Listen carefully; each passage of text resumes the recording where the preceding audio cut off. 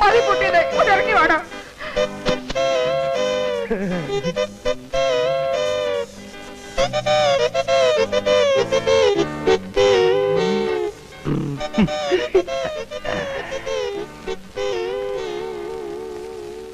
ചേട്ടാ, എന്റെ ചേട്ടനൊന്നും പറ്റിയില്ലല്ലോ, ഒരപകടവും വരുത്തിയില്ലല്ലോ എന്റെ ദൈവമേ.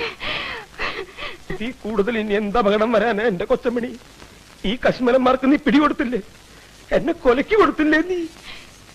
എടാ മഹാഭാവികളെ, ഈ കരിങ്കല്ല് പോലെ നിൽക്കുന്ന മനുഷ്യനെ അപകടം പറ്റിയെന്ന് പറഞ്ഞ് നിന്റെയൊക്കെ നാവ് പുഴുത്തു പൊട്ടയുള്ളടാ.